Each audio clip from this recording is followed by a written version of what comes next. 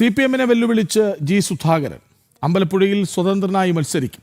CPM political ക്രിമിനലുകളെ കൂടെ കൊണ്ടു നടക്കുകയാണെന്ന് ജി സുധാകരൻ കുറ്റപ്പെടുത്തി.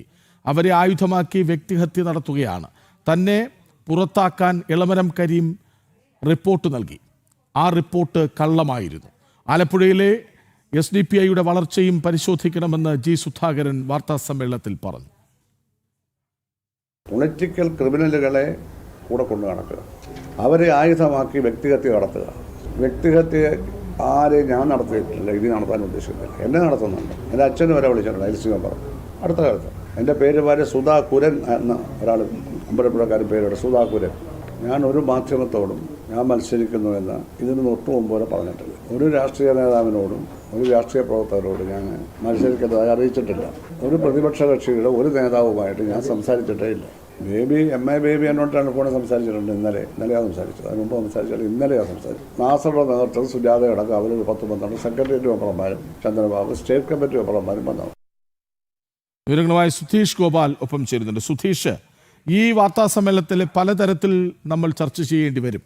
ഒന്ന് വ്യക്തിഹത്യ, മറ്റൊന്ന് പാർട്ടിയോടുള്ള വെല്ലുവിളി, അതിനപ്പുറം പാർട്ടിയിലെ ക്രിമിനലിസം തുടരുന്നുവെന്ന പ്രസ്താവന, അങ്ങനെ പലത്. ഈ സുധാകരൻ ഇന്ന് പറഞ്ഞു വെച്ചത് എന്താണ്?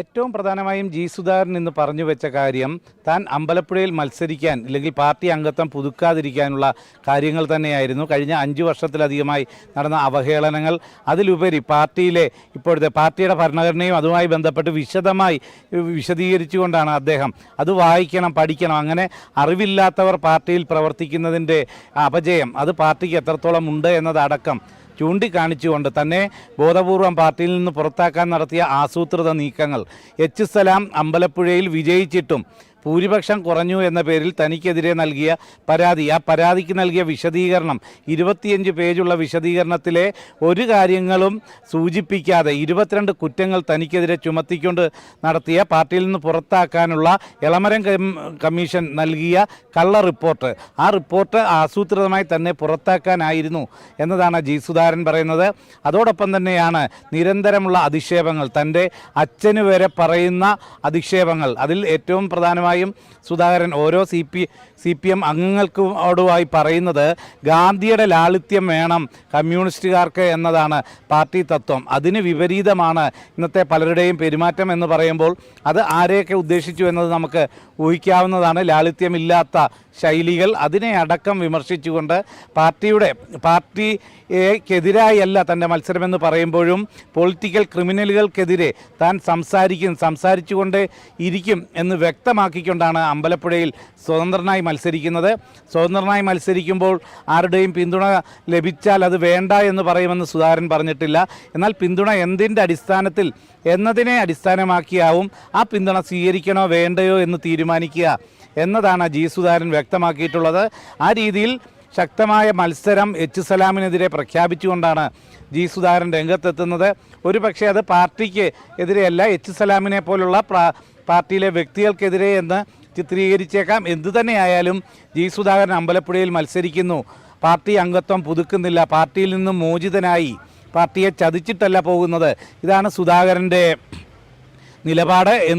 അത് ശക്തമായ മത്സരത്തിൽ അമ്പലപ്പുഴയിൽ ഇവിടെ മത്സരിക്കുന്നു എന്നത് പൂർണ്ണമായും വ്യക്തമാക്കുന്നു. അതിൽ നിന്നൊരു പിന്മാറ്റമില്ല എന്ന കാര്യം വ്യക്തമാക്കുന്നു. അതോടൊപ്പം തന്നെ അനുനയിപ്പിക്കാനൊന്നും ഒരു ശ്രമവും നടന്നിട്ടില്ല. 5 വർഷമായി തുടരുന്നതാണ് ഈ അവഹേളനവും അവഗണിക്കലും. ഒരു പാർട്ടി പരിപാടിയിൽ പോലും പങ്കെടുപ്പിക്കാത്തതിനപ്പുറം ഈ പൊളിറ്റിക്കൽ ക്രിമിനലുകളെ കൂട്ടുപിടിച്ചുകൊണ്ടുള്ള വ്യക്തിഹത്യ, അതിനെ ശാസിക്കാനോ അതിനെ ഒരു തടയിടാനോ ഒരു ശ്രമവും പാർട്ടിയുടെ ഭാഗത്തുനിന്ന് നടന്നില്ല.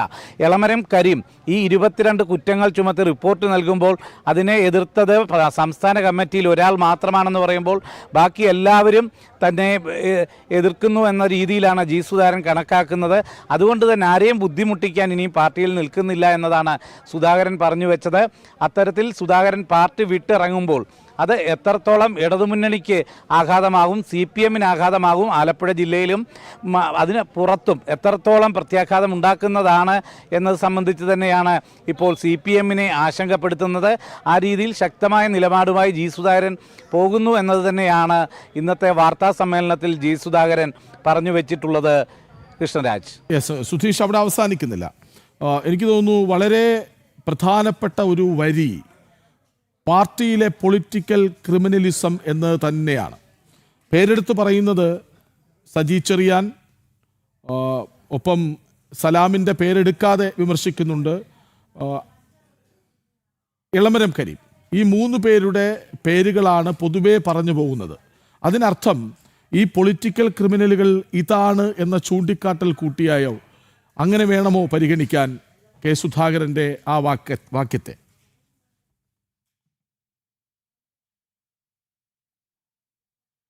സുധാകരൻ തല്ലിയും തലോടിയും പുറത്തേക്ക് പോവുകയാണ്.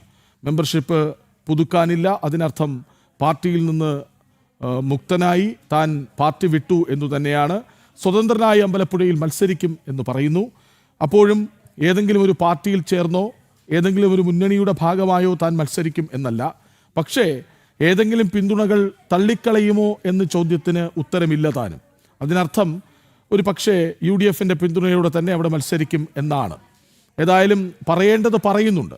ഇപ്പോൾ സുധാകരൻ പാർട്ടി വിട്ടുപോയാൽ വെറും ഷൂ ആണെന്ന് MM മണി പരിഹസിക്കുന്നത് ചൂണ്ടിക്കാട്ടുമ്പോൾ ആരാ പറഞ്ഞത് ഇടുക്കിയിലെ ഷൂ ആണോ എന്നാണ് ചോദിക്കുന്നത്.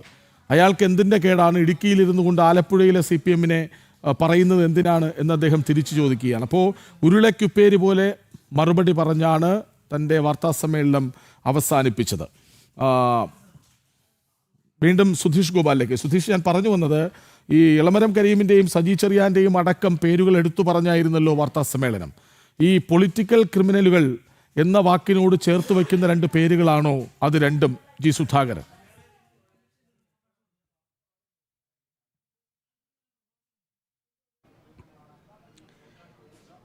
കൃഷ്ണ, പൊളിറ്റിക്കൽ ക്രിമിനലുകളെ ആയുധമാക്കിക്കൊണ്ട് ഇത്തരക്കാർ തനിക്കെതിരെ ആസൂത്രിതമായി നീക്കം നടത്തുന്നു എന്നത് തന്നെയാണ് ജി സുധാകരൻ പറഞ്ഞു വെക്കുന്നത്. അത് താഴെ തട്ട് മുതലുള്ള ഈ സമൂഹ മാധ്യമങ്ങളിലൂടെയും മറ്റും പ്രചരണം നടത്തുന്ന പോരാളികൾ, അവരെ പൊളിറ്റിക്കൽ ക്രിമിനലുകളായ പാർട്ടി അംഗങ്ങൾ, ലോക്കൽ കമ്മിറ്റി അംഗം പിതാവിനെ അടക്കം പറഞ്ഞത് എടുത്തു പറഞ്ഞുകൊണ്ടാണ് ജി സുധാകരൻ വാർത്താസമ്മേളനം നടത്തിയത്. ഇവരെയൊക്കെ ഉപയോഗിക്കുന്നത് സജി ചെറിയാനെ പോലുള്ളവരാണ് എന്നത് തന്നെയാണ് ജി സുധാകരൻ പറഞ്ഞു വെക്കുന്നത്. അത് H സലാമിനെയും, ഏറ്റവും പ്രധാനമായും H സലാമിനെ അടക്കമാണ്. അവരാരും തന്നെ ഇതിൽ ഇടപെട്ടിട്ടില്ല, ഇത് പരിഹരിച്ചിട്ടില്ല. എന്നാൽ വ്യക്തിഹത്യ നടത്തുന്നത് H സലാമിനെ പോലുള്ളവരാണ് എന്നത് തന്നെയാണ് പറയാതെ ജി സുധാകരൻ, പേരെടുത്ത് പറയാതെ പറഞ്ഞു വെക്കുന്നത്. നേരത്തെയും പറഞ്ഞിട്ടുള്ളതാണ്, പാർട്ടി വേദികളിലടക്കം ജി സുധാകരൻ വ്യക്തമാക്കിയിട്ടുള്ളതാണ്. അത്തരം ആസൂത്രണ നീക്കം, അതിൽ ഏറ്റവും പ്രധാനമാണ് ജയിച്ചു കഴിഞ്ഞും H സലാം എന്തിന് പരാതി കൊടുത്തു, അത് കോടിയേരി ബാലകൃഷ്ണൻ പോലും ചോദിച്ച കാര്യമാണ് എന്നതാണ് ജി സുധാകരൻ പറയുന്നത്. അപ്പോൾ അതെല്ലാം വളരെ ആസൂത്രിതമായ നീക്കമായിരുന്നു. H സലാമും സജി ചെറിയാനും ഇളമരം കരീമും എല്ലാം ചേർന്നുകൊണ്ടാണ് ഈ ആസൂത്രിത നീക്കം നടത്തിയത്. അപ്പോൾ ചോദ്യമുണ്ടായി, MV ഗോവിന്ദൻ ഇവിടെ ചാർജുകാരനായി എത്തിയ ശേഷമാണോ ഇങ്ങനെ ഉണ്ടായതിലെ, ആ കാലത്താണോ? ആ കാലത്ത് മാത്രമല്ല എന്നതായിരുന്നു ജി സുധാകരൻ്റെ മറുപടി. അതായത് MV ഗോവിന്ദനും അതിൽ ഭാഗവാക്കാണ് എന്നത് തന്നെയാണ് ജി സുധാകരൻ വ്യക്തമാക്കുന്നത്. അത്തരത്തിൽ വളരെ ആസൂത്രിതമായി ജി സുധാകരനെ പുറത്താക്കാനുള്ള നീക്കം നടന്നു. സമൂഹ മാധ്യമങ്ങളിലൂടെയും മറ്റും എന്തിനാണ് കടിച്ചു തൂങ്ങി കിടക്കുന്നത് എന്ന ചോദ്യമുയർന്നു. അത്തരത്തിൽ താൻ സ്വന്തമായി പാർട്ടിയിൽ വന്നതാണ്, ആരും നിർബന്ധിച്ച് പാർട്ടിയിൽ കയറ്റിയതല്ല. താൻ താമര വിരിച്ച വഴികളിലൂടെ നടന്നല്ല പാർട്ടിയിലേക്ക് വന്നത്. ജയിൽവാസം അനുഭവിച്ചിട്ടുണ്ട്, പോലീസ് മർദ്ദനം നേരിട്ടിട്ടുണ്ട്. അത്തരത്തിലെല്ലാം കഠിനമായ പാർട്ടിക്ക് വേണ്ടി അധ്വാനിച്ച് തന്നെ നേതാവായ വ്യക്തിയാണ് എന്നത് ജി സുധാകരൻ വളരെ വ്യക്തമായി പറയുന്നു. താൻ 2 തവണ മന്ത്രിയായില്ലേ എന്ന് ചോദിക്കുമ്പോൾ ആ മന്ത്രിസ്ഥാനത്തിരുന്ന് താൻ എത്രത്തോളം അധ്വാനിച്ചു എന്ന ചോദ്യമാണ് ജി സുധാകരൻ ചോദിക്കുന്നത്.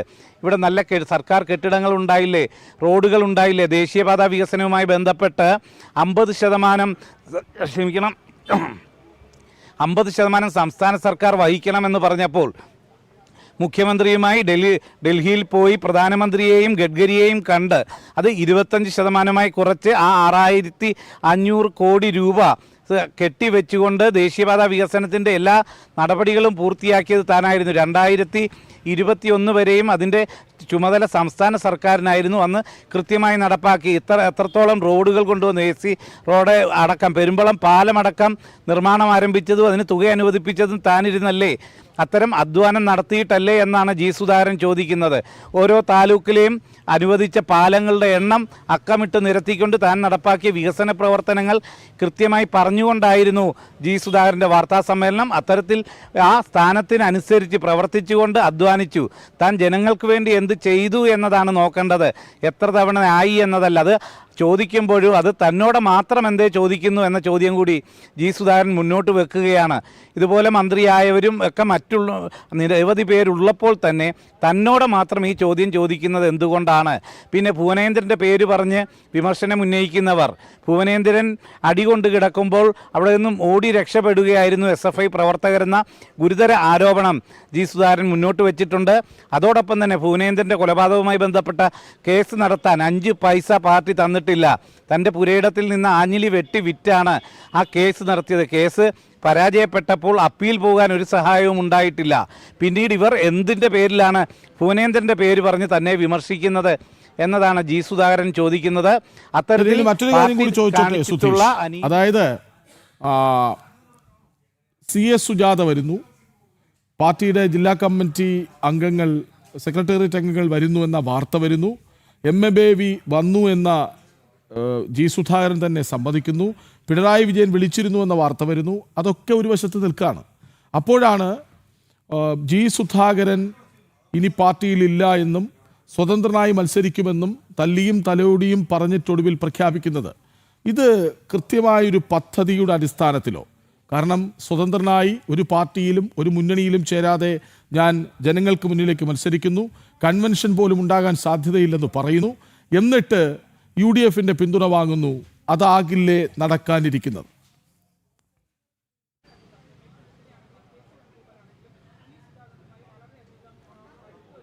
കൃഷ്ണ, തീർച്ചയായും ഇല്ലെങ്കിൽ ഒരു പക്ഷേ കോൺഗ്രസിൻ്റെ പിന്തുണ ജി സുധാകരന് ലഭിച്ചേക്കാം. അത് ആ പിന്തുണ സ്വീകരിക്കുകയും ചെയ്തേക്കാം. എന്നാൽ മുഖ്യമന്ത്രി വിളിച്ചു എന്നതടക്കമുള്ള കാര്യങ്ങൾ വെറും പ്രചരണം മാത്രമാണെന്നതാണ് ജി സുധാകരൻ വ്യക്തമാക്കുന്നത്. MA ബേബി ഇന്നലെയാണ് ഫോണിൽ വിളിക്കുന്നത്.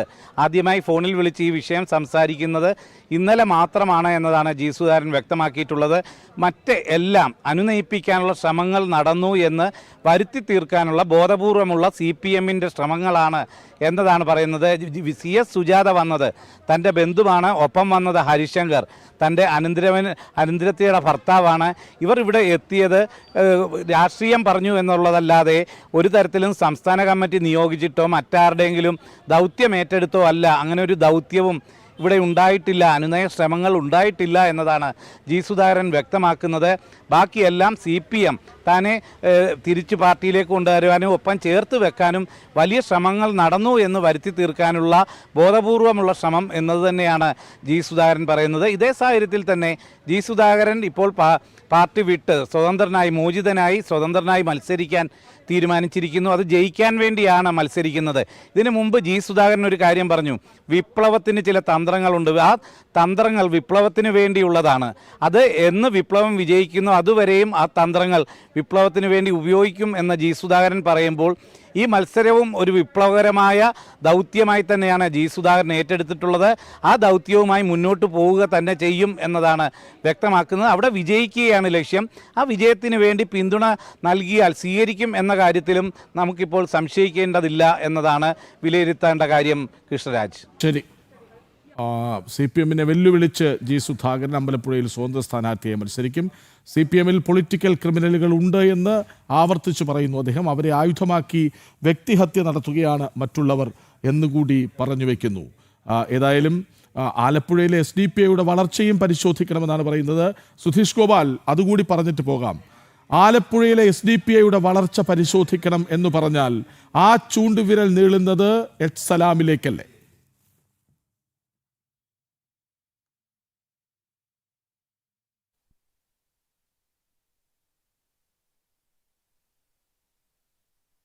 ആ ആരോപണം ഉയരുന്നത് എന്നതാണ് മനസ്സിലാക്കാൻ കഴിയുന്നത്. കൃത്യമായും അമ്പലപ്പുഴ മണ്ഡലത്തിൽ അത് എച്ച് സലാം MLA ആയതിനു ശേഷം ഉണ്ടായിട്ടുള്ള SDPIയുടെ വളർച്ച, അത് നേരത്തെ തന്നെ കഴിഞ്ഞ നിയമസഭാ തെരഞ്ഞെടുപ്പ് സമയത്ത് തന്നെ എച്ച് സലാമിനെതിരെ ആരോപണം ശക്തമായതാണ്. അതിനു മുമ്പ് 3 പെൺകുട്ടികളുടെ മരണവുമായി ബന്ധപ്പെട്ട് അതിൻ്റെ പിന്നിൽ പ്രവർത്തിച്ചവർക്ക് SDPI ബന്ധമുണ്ട് എന്ന് ആരോപണം ഉയർന്നിരുന്നു. അവരെ രക്ഷിക്കാൻ അല്ലെങ്കിൽ സംരക്ഷിച്ച് നിർത്താൻ, ശിക്ഷയിൽ നിന്ന് രക്ഷപ്പെടുത്തിയെടുക്കാൻ എച്ച് സലാം പ്രവർത്തിച്ചിരുന്നു എന്ന ആക്ഷേപം ഉയർന്നിരുന്നു. ഇതിൻ്റെ എല്ലാം പശ്ചാത്തലത്തിൽ ഇപ്പോഴത്തെ SDPIയുടെ വളർച്ച, താൻ ഇവിടെ ഉള്ളപ്പോൾ തൻ്റെ നിയന്ത്രണത്തിൽ കാര്യങ്ങൾ നടന്നപ്പോൾ ഇങ്ങനെയൊന്നും ആയിരുന്നില്ല. ഇവിടെ ഓരോ വാർഡിലും പാർട്ടി വിജയിച്ചു വരുന്നതല്ലേ കണ്ടിരുന്നത്. ഇപ്പോൾ SDPI ഒരു പഞ്ചായത്തിൽ തന്നെ 6 പേര് വിജയിക്കുന്നു. എങ്ങനെ ഇവർ ഇങ്ങനെ വളരുന്നു എന്ന് ചോദിക്കുമ്പോൾ അതിവിടെ MLA ആയിരിക്കുന്ന എച്ച് സലാമിനെ പ്രധാനമായും ലക്ഷ്യം വെച്ചാണ് എന്ന കാര്യത്തിൽ സംശയമില്ല. അത് എച്ച് സലാമിൻ്റെ SDPI ബന്ധത്തിലേക്ക് തന്നെയാണ് വിരൽ ചൂണ്ടുന്നതും ഏറ്റവും പ്രധാനമായും ജി സുധാകരൻ മത്സരിക്കുന്നതും എച്ച് സലാമിന് എതിരെയാണെന്ന കാര്യത്തിലും സംശയമില്ല. കൃഷ്ണരാജ്. ശരി, ഏതായാലും സുധാകരൻ തൻ്റെ നിലപാട് വ്യക്തമാക്കുന്നു. ഇപ്പോൾ സ്വതന്ത്രനായാണ് മത്സരിക്കുന്നത് എന്ന് പ്രഖ്യാപിക്കുമ്പോഴും ഒരു പക്ഷേ UDFിൻ്റെ പിന്തുണ സ്വീകരിച്ചു എന്ന് തന്നെ വരാം. അങ്ങനെ തന്നെ മത്സരിക്കാനാകും സുധാകരൻ മനസ്സുകൊണ്ട് ആഗ്രഹിക്കുന്നതും. വിവരങ്ങൾ നൽകുകയായിരുന്നു സുധീഷ് ഗോപാൽ.